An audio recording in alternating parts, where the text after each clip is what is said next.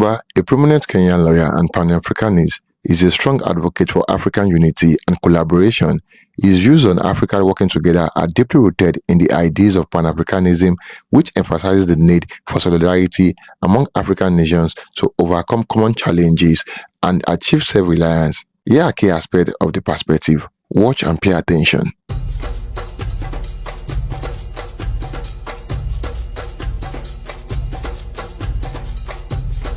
Decolonization must be understood in the context of the root word, colonization. What was colonization? Colonization was a deliberate act on the part of foreign powers to take charge of the total lives of the people that they invaded and to change them either as to become slaves or to become instruments that they would use for their benefit. The struggle for decolonization was informed by the realization of the colonized people that they had been dehumanized and humiliated, and therefore they needed to regain their human dignity. The first phase of that effort was political. And political to mean that the people who were decolonizing or regaining their independence were seeking to take charge of their affairs in terms of administration and deciding what is in their best interest in all facets of life. Some call that kind of decolonization or independence flag independence, because we then acquired new flags, we acquired new national anthems, we acquired new mottos, we acquired governance systems which were then populated by people of our own ethnicity or our own race of our own nation. But yet we discovered that no sooner had we regained independence in that mode, which was political, than the neo-colonizer had, through very clever subterranean ways, infiltrated our ranks, even amongst our brothers. And the net effect is that the impact of colonization affected all our lives. It affected our spiritual lives. It affected our mentality. It affected our education system. It affected our agriculture. It affected our languages. It affected our economies. It was total. It was a total change of who we truly are. And the truth, therefore, is that as we speak now, our effort at decolonization is work in progress. Sometimes we move 2 steps forward and we take 4 backwards in real terms. Our politics, where we thought we had freedom, is controlled and manipulated. Our monetary systems are manipulated through institutions that are foreign. Our agriculture is controlled by multinationals through institutions which we do not control. Our technology is controlled from outside. Our language is foreign. We don't use our languages. I would have loved to be interviewed in Kiswahili, but in order to reach a bigger segment of the continent of Africa, I have to speak in English or French reality. So if you look at the totality of all that, even our literature, our medical sector, need I say more? The colonization was so impactful. Our food, our everything, the way we do things mentally. So decolonization must be mental. Kenya's Ngugi wa Thiong'o, in a book that is famous, talks about decolonization, and he was talking about decolonizing our literature, and he himself started writing in his mother tongue, Gikuyu, and he was persuading others to do the same. But I can't agree more that decolonization is work in progress, and it's going to take time because it was mental. Kwame Nkrumah said in 1962, we have regained political independence. Even that, if we are not careful, we will lose. What we must now do is to go on overdrive, to regain economic independence. But he said that of all the things that we are fighting against, the most difficult and the one that is going to take time is the impact on our minds. Kwame said it was so grave that it has almost become part of our DNA, and it will take time. Recognizing that truism as it is, it then reminds you of how difficult it is. And it's not only us who are seeing it now. When Carter G. Woodson was writing in 1933, Miseducation of the Negro, he had recognized it amongst the African Americans in the United States of America. When W.B. Du Bois was questioning the ways of Booker Taliaferro Washington in his college in Tuskegee, he had recognized that. When Malcolm X was speaking against these numbing and lulling ways of making us believe that we have achieved while we are not, he had recognized it. When Bantu Stephen Biko was writing, I write what I think, he was thinking about this. When Leopold Sedar Senghor was speaking about the African Festival of Arts in 1966 in Dakar, Senegal, he had recognized this. When Cheikh Anta Diop was speaking about Africans rediscovering themselves, he had recognized this.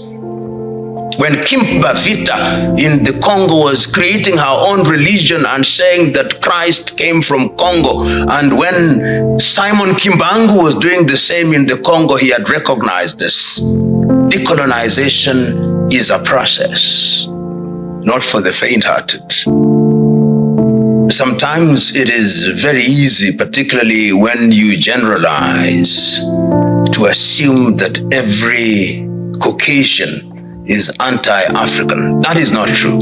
I've met people who are of Caucasian origin, who are of Asian origin, who are more Pan-Africanist than people who bear the black skin.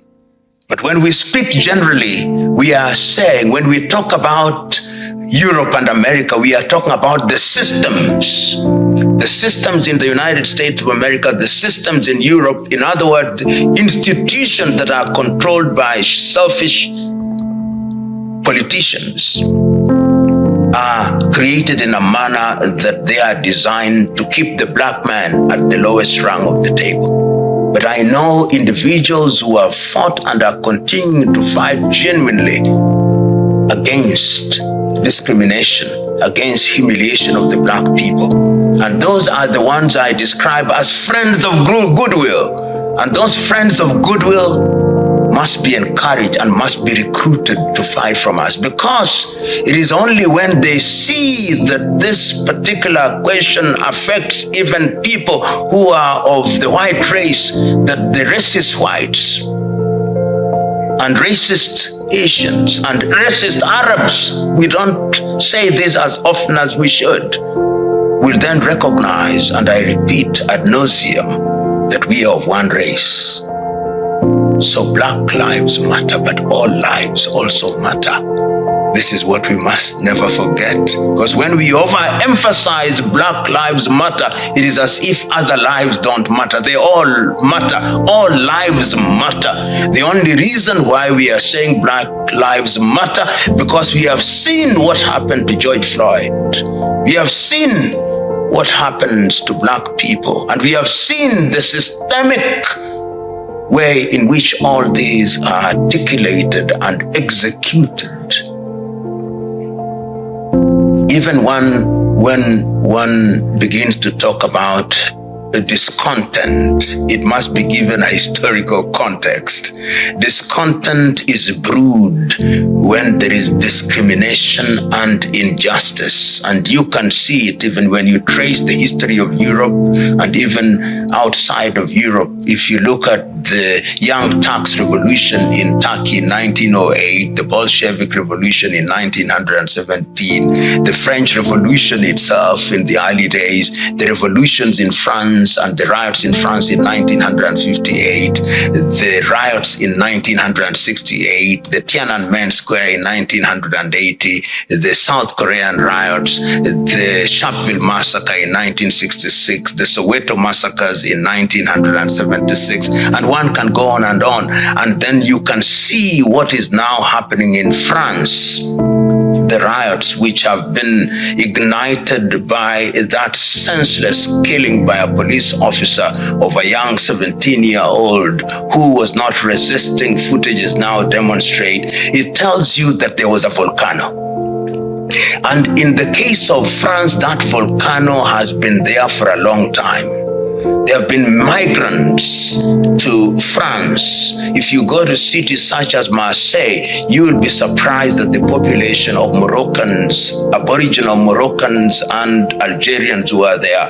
If you are in Paris and Nantes and Lyon, you'll be surprised at the number of Africans who have migrated to France and who are now French citizens. Yet the French system is a system that is still controlled by a few racist Caucasians who run the political machine and who have created a policing system that is inclined towards dealing with non-indigents to mean Caucasians on the basis that they are guilty until they prove themselves innocent.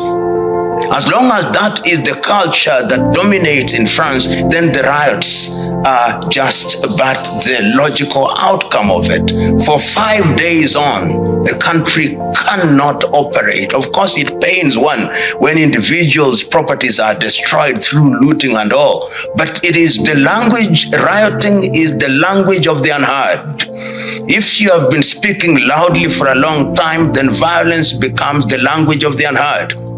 And it is a lesson to France. In fact, this is unfair to say, but I'll say it. For France, the chicken are coming home to roost. They are now being reminded of what they did to Guinea in 1958. They are being reminded of what they did to Algeria. They are being reminded of what they did in Indonesia and other parts of the world. I hope that this very painful lesson is going to send a clear message to the French administration that the time is now to accept and acknowledge that the injustices that are inbuilt in the French system will be dealt with and dealt with satisfactorily with people participation. And it's also a warning to other countries in Europe. Spain had better look. Portugal had better be on the lookout. Italy had better be on the lookout. Greece had better be on the lookout. It is a message that is being sent to Europe. If you don't style up and you don't treat other human beings like human beings and you call them animals, then with due respect to animals, they'll behave like animals. As I've said before, I'm normally very reluctant to use the word leaders when I'm making reference to many African politicians, even when I'm talking to individuals who occupy positions of leadership in Kenya. So I'll use the word, what should the people who occupy positions of political office in Kenya, political leadership in Kenya do? First of all, it is important that they take the pulse of the nation. And taking the pulse of the nation recognizes that we must be in charge of our institutions. We must have an education system that creates an army of young men and women who are capable of being innovators and inventors. It is only when you innovate and invent that you can begin to decolonize. China has done it. South Korea has done it. Vietnam is now doing it. Malaysia did it.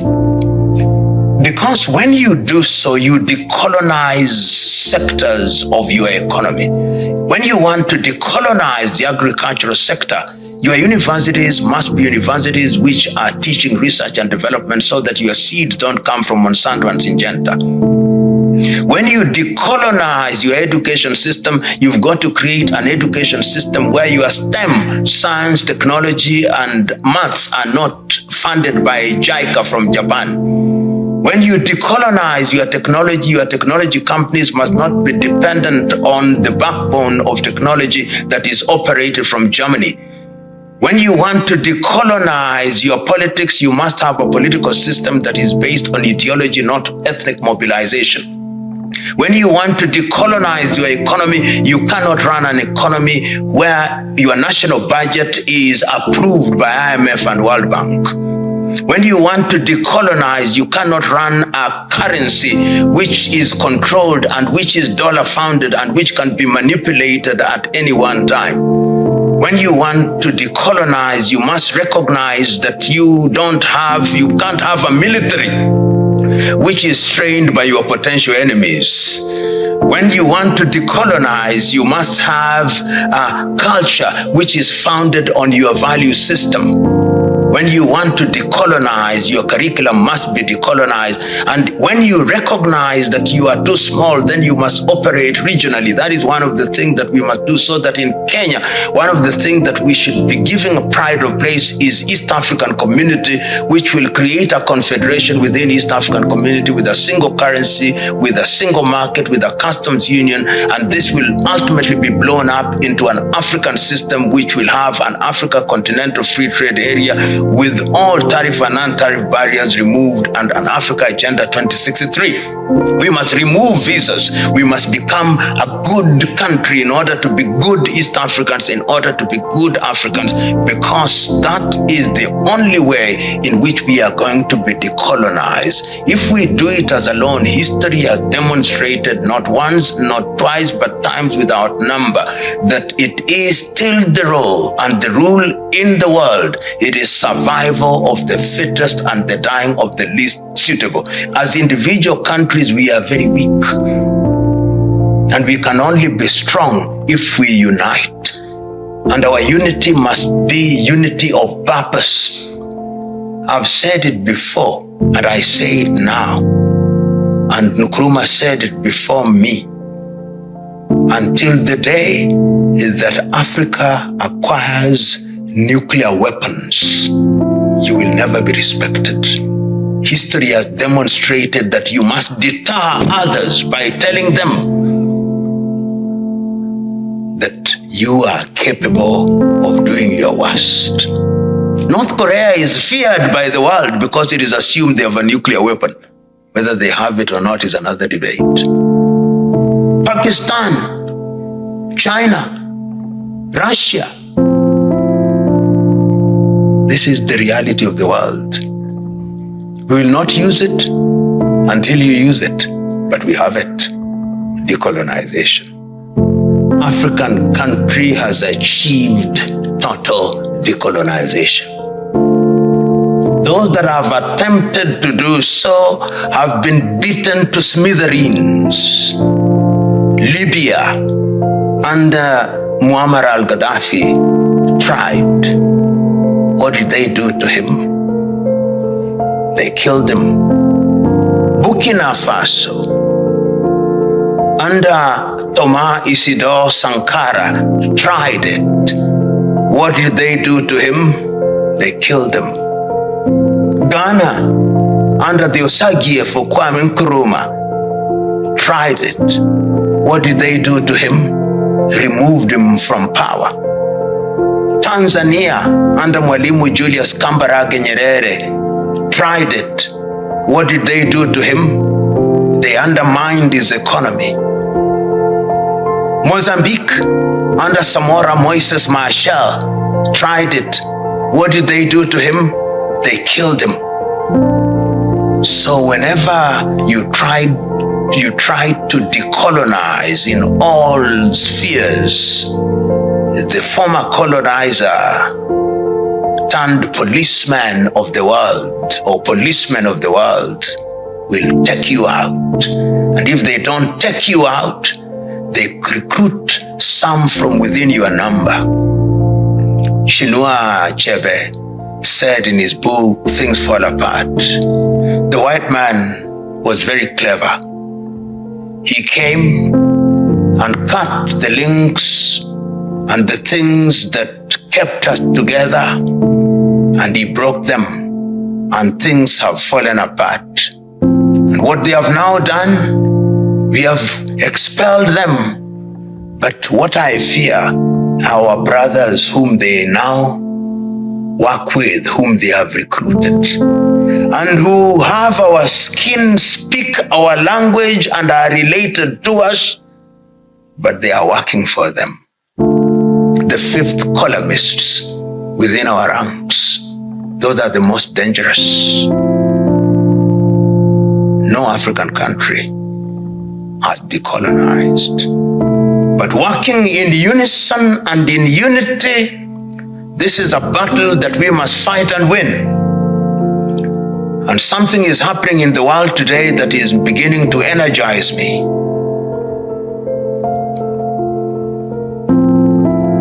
European countries started with France, apologizing for slavery, apologizing for colonization.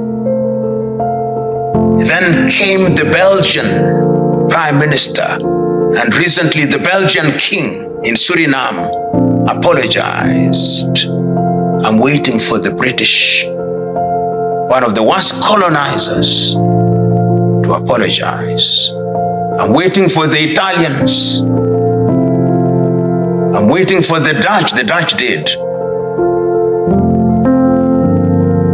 I'm waiting for the Germans.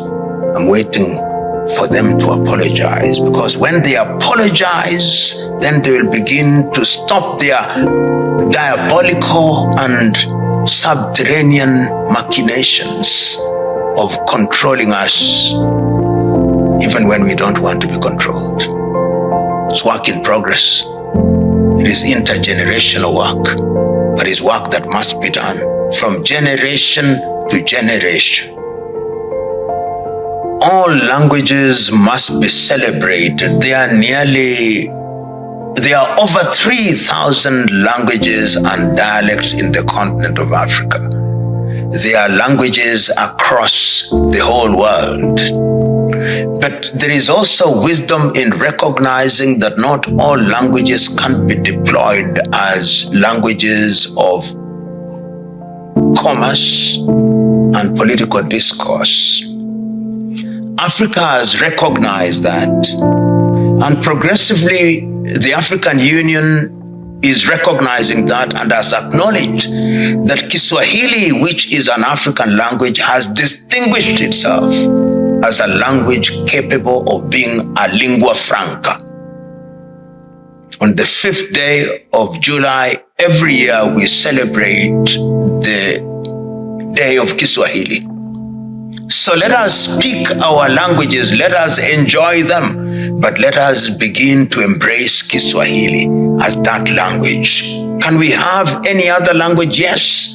There are those who have argued that Hausa can also be spoken in that regard. There are those who have argued that Yoruba can be spoken in that regard. Some even say Amharic and Oromo. But Kiswahili, in my view, is the language. It is the language that we must deploy, because Kiswahili now has demonstrated that it is capable of acquiring languages in the arts, in the sciences, and if we deploy it, it will become the lingua franca of Africa. Does that mean that other languages will die? No, they will not. They'll still be used in local communities. Does it mean that we'll abandon the use of English? No, we'll use it. In fact, we had better know English. We had better know French. We had better know Russian. We had better know Mandarin. We had better know Portuguese. The more we know, the merrier. But one lingua franca, so that when I go to the floor of the United Nations, I'm addressing them in Kiswahili and they have an interpreter there. It will give me a source of pride. I was disappointed recently when the East African Legislative Assembly denied a representative of Congo from addressing the assembly in Kiswahili. But there'll be those battles, but we will win them. Kiswahili will triumph. Some of us are wittingly and unwittingly, correct? By the manner in which you are trained and educated makes you behave and think in a particular way. Even I would say that perhaps sometimes in my unguarded moments, I do things that may be beneficial to the enemy. But it is the consciousness that is important, that increasingly I and others are becoming conscious of everything we do. So we have sinned and fallen short of the glory of the expectations of our people. We may say and must say our mea culpa, mea maxima culpa. We have sinned, let us be forgiven and let us forgive ourselves. But when our sins have been forgiven us, we must change and begin to do the right thing. Not necessarily. There is no shortage of warmongers in the world, but we must at all times always remind people that peace that is based on mutual respect is critical. And that therefore peace must not be based on domination, Pax Americana, Pax Britannia, Pax Russiana, Pax Chinese, Pax Africana. No, peace must be based on mutual respect. And if we indeed are to recognize that every people have the right to decide what they do, and also to be conscious of the fact that they live in a society and there is a give and take, then there would be no war. There would be tension, but the tension would be mediated. War only comes about when others try to impose their ideology, when they try to impose their things upon others. That is the genesis of war. When you come from the standpoint of superiority, and you want to impose your superiority and culture and dominance over the others, then the others will resist because they want to protect their very being. But having learned from history, there should be no war. But the other lesson that we learn from history is that human beings don't learn from history. This is tragic. So the reality is we must, in the nature of things, seek peaceful resolution and mediation of all things, but always aware that there are those warmongers who belong to the war industry for whom war and conflict is a multi-trillion-dollar industry, and they want war at all costs. They want war periodically so that they can rebuild. These are the same people who after war are engaged in rebuilding. They have made God, money their God, and they have made material things their God. Those are there. And they are the ones sometimes who force people into war. But it's not inevitable. War is not inevitable. War is not desirable, because history has taught us that even after war, you must negotiate. So why must we not negotiate that there may be no war? It belongs to this generation and generations yet to be born. The current generation are merely custodians of what is Africa and what is African. And those to whom it belongs must recognize that it belongs to them. Sometimes I fear that the younger African generation do not recognize that this is their patrimony and that they have a duty to protect and preserve her. They must be made to realize. The day they realize that, they'll not be crossing the Mediterranean to die. They will not be humiliated at the embassies of the United States of America and European countries. They'll not be seeking to be enslaved in the Arab world. They'll not be running to other parts of the world. They'll stay in the continent of Africa, and by the sweat of their eyebrow, they shall give meaning to the divine instruction, go ye and subdue the world. there is need for self-realization and self-consciousness, and that consciousness remains very vital in our recognizing that we of this generation are merely custodians of Africa for others yet to be born. And if that is our realization, then the simple answer to your question, Africa belongs to our sons and daughters alive today and those yet to be born. Number 1. Pan-African unity. Advocacy for continental unity. Lumumba believes that African countries must unite politically, economically, and socially to harness their collective strength. He often cites the historical context of colonialism and the artificial borders drawn by colonizers as reasons why African nations have been divided. He argues that these divisions have weakened the continent and the unity is essential for Africa to assert itself on the global stage. 2. Economic independence. Self-reliance and economic cooperation.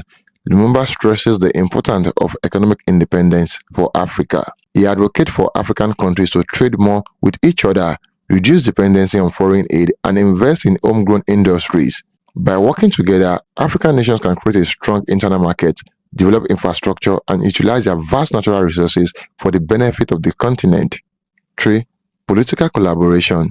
Strengthen regional and continent institutions. Lumumba supports the strengthening of African Union and other regional bodies like East African Community and Economic of West African States, ECOWAS. He believes that these institutions should play a more significant role in fostering political stability, mediating conflict, and ensuring that African countries can speak with one voice in international forums. 4. Cultural and educational exchange. Reviving African identity. Lumumba emphasizes the importance of cultural unity and the revival of African identity. He advocates for African education system to focus more on African history, languages, and values rather than adopting foreign curricula that may not be relevant to the continent's needs. He believed that a strong sense of shared identity will help Africans see themselves as part of a large continent community.